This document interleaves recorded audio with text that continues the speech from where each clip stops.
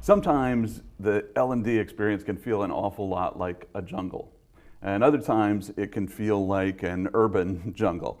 With all the technology that you have to encounter today on a day-to-day basis, it can be an amazing challenge and an amazing struggle to try and figure out what's the right path for your organization.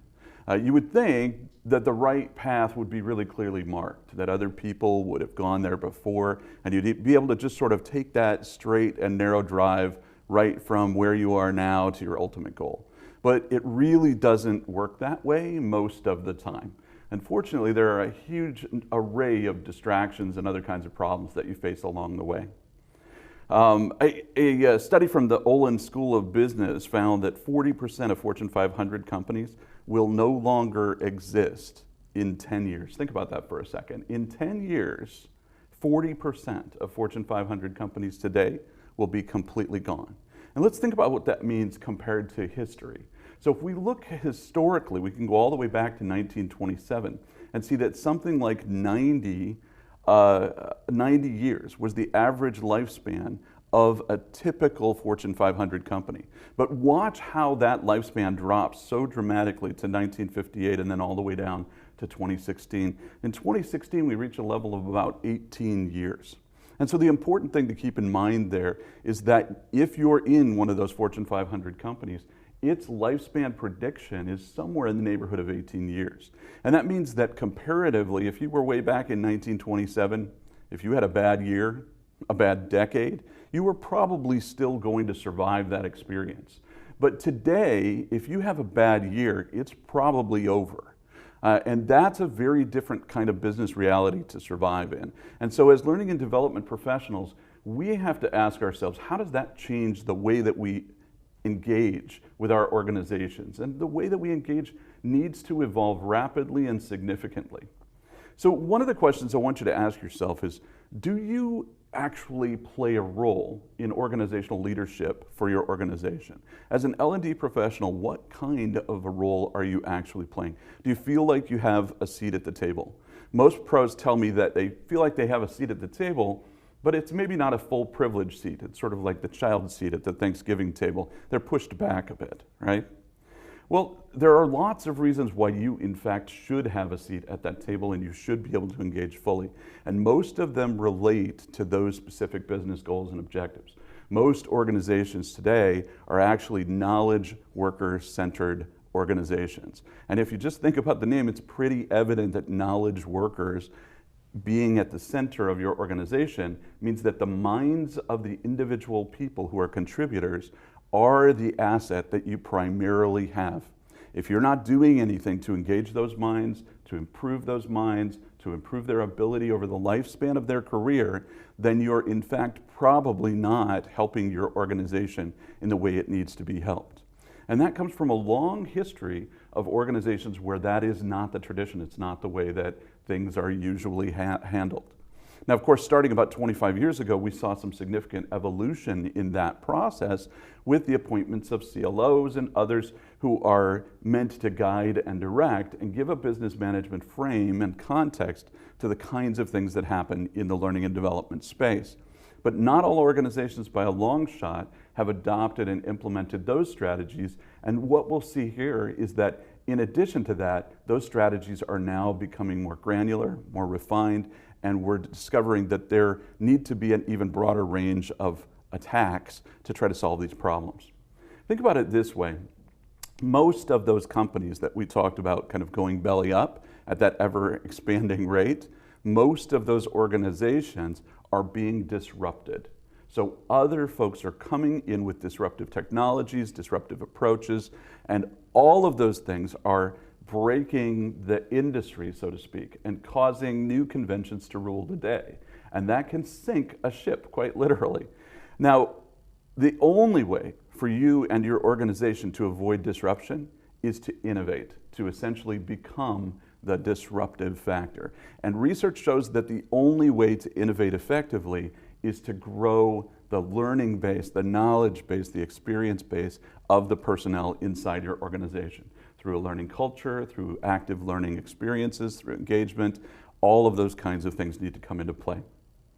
So if we look at that typical model, that model that's now some 25 years old, we can look at it in a pretty straightforward kind of way, right? We can say, okay, well, the basic idea is that the leadership team sits together. So here in the jungle, our leadership team sits together and they ponder and try and come up with the ultimate business strategy.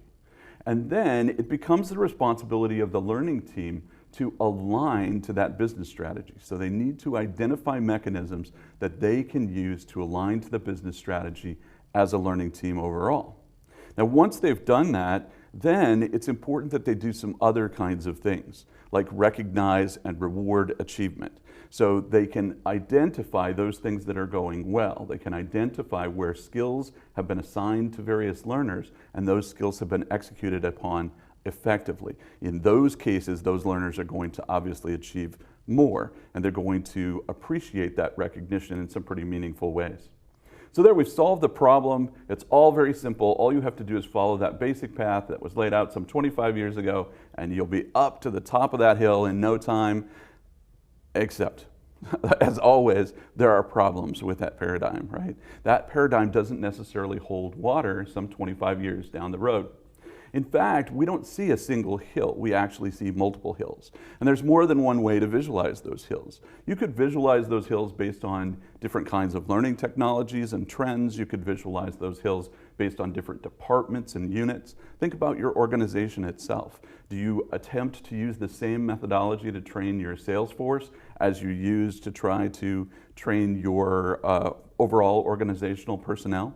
Do your legal folks use exactly the same configurations and methodologies and learning materials as everyone else in the organization?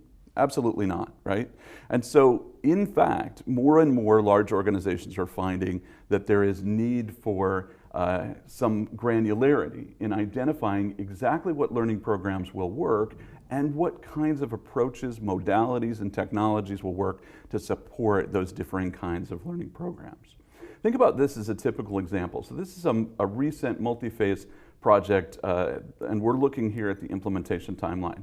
And obviously there's some period of planning and sponsorship that's common across the organization. But I want you to kind of look at the makeup of this organization. It consists of support vendors and of channel partners and of the organizational internal personnel, and then also the field and solution partner enablement.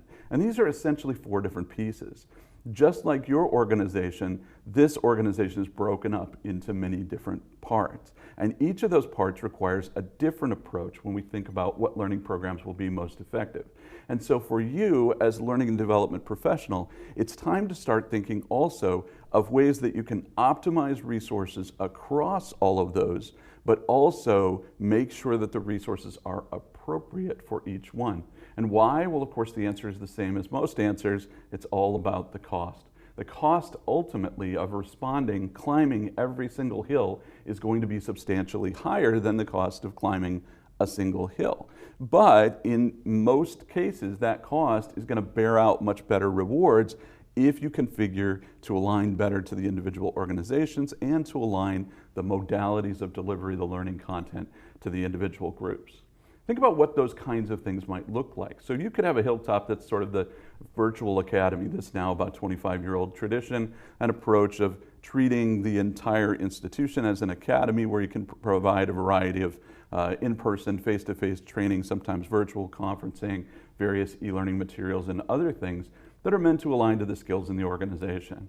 You also might be asking the question, well, what about mobile learning, and where does that fit into the organization as it sits today? And it's an important question to be asking. I'm hearing it from almost everybody that I speak with.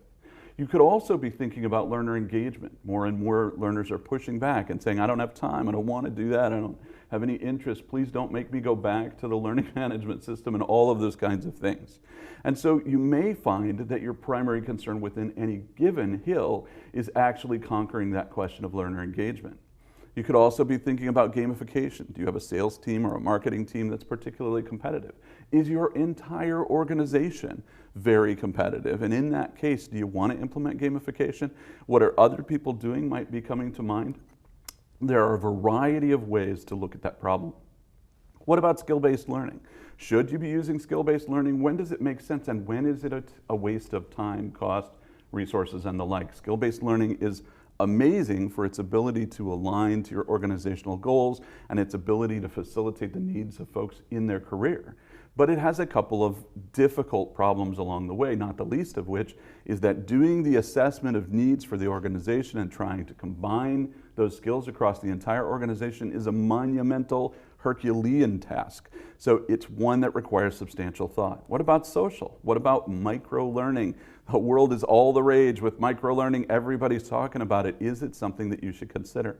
And then finally, what about marketing your learning? We're hearing things about those as well. If you think of each of those as different kinds of components that could be used to scale any one of those hills, you also want to think about each of those hills as which organization, group, department, learning program, or effort you want to actually focus on. And is it a good use of your resources to implement something along those lines for that particular audience? So the demographic of the audience is going to make a huge difference. Now, one thing that I'm going to suggest to you as you're thinking about this is that you might think about reverse engineering the whole lot. So consider, for example, that a good approach might be to say, what are the outcomes based on the strategic goals? And can I take those specific outcomes and map them? Then if I have them mapped, that means that I will have defined what kind of proof or evidence do I need on the back end. Here you see, for an example, where we've got product knowledge, upskill revenue reflection chart in the center. In this case, we're comparing the performance of the individuals, whether they're below target, they're proficient, or they're advanced, on the skills that were trained, compared to their actual revenue output in sales. So we're taking data both from their sales interactions and engagements and from their aggregate skills, interactions, and engagements, and able to identify whether or not the current upskilling mechanisms are actually making an impact. And you can see in this case they are. And by taking that kind of data and reverse engineering it, it can help you make determinations about what kind of training will be most relevant to meet those target goals. So if we think about that, we've got this wide variety, this landscape, this multiplicity of hills to climb, and they're all very important. But what if we, just for example, say, let's just hone in on one specific example. One way to approach this problem is to work with small groups, constituencies, and begin to understand what their needs are. So you can create a facilitating group that's composed of leadership and membership of the people that are on the hill you're trying to climb, and try to understand from them what are the important skills they're trying to master, what are the issues that are the most central to them, what kinds of problems are they facing, do they have a rapid production problem, do they need more internal representation, more SMEs within the group to create content, what is it that they might want? We could, for example, focus on microlearning and say that as a result of that discovery, we found that microlearning might be more amenable to this audience. They're on their mobile phone all the time, they respond well to video, they're constantly saying things to you like, gosh, I just need to know exactly what that piece of content is. Please don't give me a 3-hour training. I can't remember it, I can't find it, I don't know where to go. So a microlearning response could be one that allows you to have a searchable database that they can easily pull up conceptual ideas very quickly, get a quick overview of that concept, get a quick knowledge test of their understanding upon completion of a little tiny 2 or 3 minute unit, and then deploy that. One of the new Adobe technologies in this arena is an actual embedded fluidic player. Some folks call this a headless LMS. It's the ability to actually take any intranet or any kind of content site, and that could be internal to your org or it could be external, and then you simply add a button, an element, a link, a whatever, even a search dropdown, and that click triggers the content from the learning management system. So here we're actually seeing an embedded fluidic player capable of playing any different kind of learning content right there on the site without having to leave. It has some pretty substantial advantages. This approach means you can do things like recognize and reward with badges right there on the site rather than going back into the learning management system. And you can do also things like recommendations or do a search to find that information. If you think about the advantage here, the advantage is that they're actually able to engage more effectively because they don't have to leave the site that you want them to be engaged on. Imagine this as Salesforce.com, for example. You've got salespeople who are in there anyway all the time. Why not deliver the learning content right in the context on Salesforce.com? Still get all the reporting advantages to the back-end solution, but you're delivering the content where people need it, when they need it, how they need it. That includes things like delivering to mobile devices with custom mobile apps and the like. So this concept of micro-learning through a headless LMS or a similar kind of approach, also using APIs to integrate your notifications and badges and so on, I think is going to catch speed pretty rapidly. And it's just one example of the kind of hill that you can climb. So thanks for your attention, and I'll talk to you next time.